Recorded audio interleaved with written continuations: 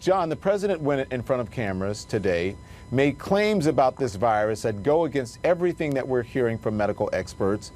Is this why he wants the briefing room all to himself so that he can spread misinformation? Look, it was a step backward today. Yesterday, when the president resumed these briefings, he seemed to suggest that he was going to convey a more serious attitude about the crisis. He urged people to wear masks in ways that he had not done before. He said it's going to get worse before it gets better. He seemed to be girding Americans for the really difficult challenge ahead, trying to rally them. But that only lasts for so long. Today, the president came back, second day in a row, without medical experts who can actually provide the information Americans need to conduct their daily lives and develop an understanding of where we're headed with the virus. And he made these statements like, kids don't transmit or don't catch the virus and bring it home from school and infect family members. Well, there's a new study from South Korea that says kids from 10 to 19 do it as much as adults do. So that's simply false. And the president was using that false information in an attempt to boost his argument for school reopening. He bragged about the declining test positivity rate and said it's way down from the peak in April. Well, yes, it was down from the peak in April, but it went much further down, and now it's gone back up. Now, the hope is that we will get it down again, but the president gave the indication today that really what this was about was putting him in front of cameras, letting him promote himself as he's running for re-election, not for constructively helping Americans get on top of this virus. Yeah, it was going down and then back up like a backwards check, right? But it doesn't exactly. show. Yeah, exactly. So listen, the president implied in an interview with Fox News tonight that he has a friend who is dying of the coronavirus. Let's listen to this. I've lost 5 people, probably 6, actually, as of this moment, I think, pretty soon. But I've lost 5 friends that went in, and, you know, that's happened on numerous occasions. Probably happened to you with people, too. I never remember anything like that. It didn't. I mean, I never remember this happening with the flu. So the president says things like this, but he has spent months, John, downplaying the severity of this virus and even acting like it's over. It's a very mixed message with clear strategy that he can't even seem to articulate what it is. Right. I think the president uses that statement to reflect, I'll take him at his word that it's reality, that number of friends of his have died. And by mentioning that is a way for the president to signal to others, I get it.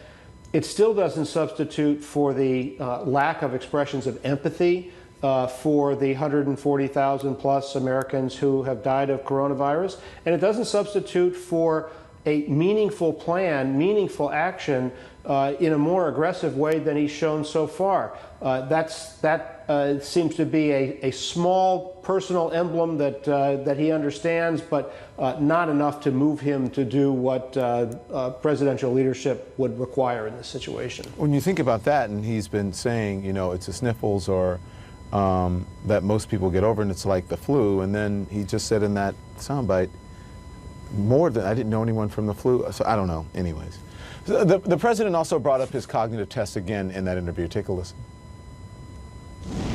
I said to the doctor, it was Dr. Ronnie Jackson, I said, is there some kind of a test, an acuity test? And he said there actually is, and he named it, whatever it might be. And it was 30 or 35 questions. The first questions are very easy. The last questions are much more difficult, like a memory question. It's like you'll go person, woman, man, camera, TV. So they say, could you repeat that? So I said, yeah. So it's person, woman, man, camera, TV. Okay, that's very good. If you get it in order, you get extra points. When you go back about 20, 25 minutes later and they say, go back to that question, they don't tell you this. Go back to that question and repeat them. Can you do it? And you go, person, woman, man, camera, TV. They say, that's amazing. How did you do that? I do it because I have like a good memory, because I'm cognitively there. So why does he feel the need to repeatedly talk about passing this test? Our medical analysts say that it's a pretty basic test. Let me get my mind around this. CNN, Don, question, answer, go. Okay, so what I would say about the president is he is somebody who clearly, consistently feels the need to exaggerate his own attributes and his own accomplishments. He brags about having gone to Wharton. Mary Trump, of course, said in her book recently that he paid a friend to take the entrance test, the SAT, to get him in there. He brags about knowing more than generals. He brags about having a special talent for medical stuff when he goes in front of the cameras. I don't know how many times Daniels fact-checked him on saying, I passed the Veterans Choice Act, which nobody else could do when, in fact, it was Barack Obama.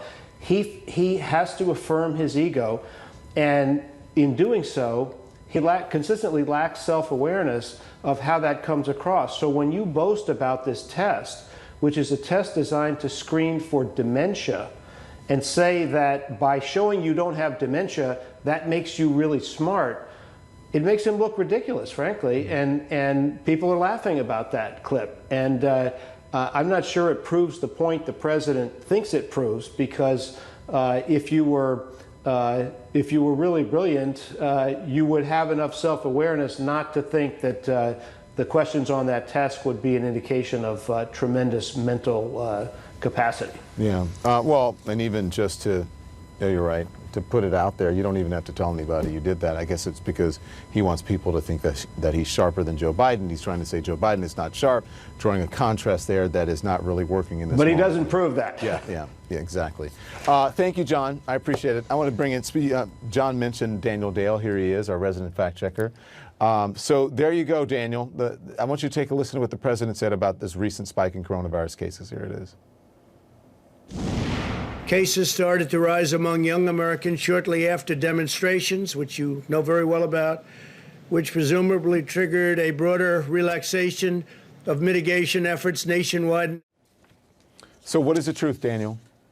There is no good evidence that the racial justice protests were a significant cause of the recent spike in coronavirus cases. Now, Don, experts caution that it's still early. We're still learning about how this spread happened. But in numerous cities where there were large repeated demonstrations, including New York City, Minneapolis, Chicago, we saw no sharp uptick after the protests, possibly because they were outdoors. Many protesters were wearing masks. And I'll add that it's strange the president is suggesting that these protests led to a relaxation of mitigation measures. At the same time of these protests, he himself was urging a relaxation of mitigation measures, saying the country has to get back to normal, has to open up. So the idea that, governors relaxed restrictions because of the protests rather than because of him, I think is pretty strange. And then calling people who were not socially distancing or wearing masks, what do you say? They were patriots because they wanted liberty and to liberate, certain states and certain people. Right. Yeah. Yep. So, Daniel, listen, the president also tried to place some blame on Mexico. Watch this. We're also sharing a 2,000-mile border with Mexico, as we know very well, and cases are surging in Mexico, unfortunately. 257 miles of newly constructed wall along the southern border has had a great positive impact on people coming in, and we have record low numbers of people coming in illegally. That's helped greatly. It was really meant for a different purpose, but it worked out very well for what we're doing right now and for the pandemic.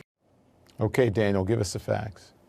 This is such a weird paragraph, if you can call it that, because the president is simultaneously vaguely suggesting that Mexican migrants contributed to the spike in cases.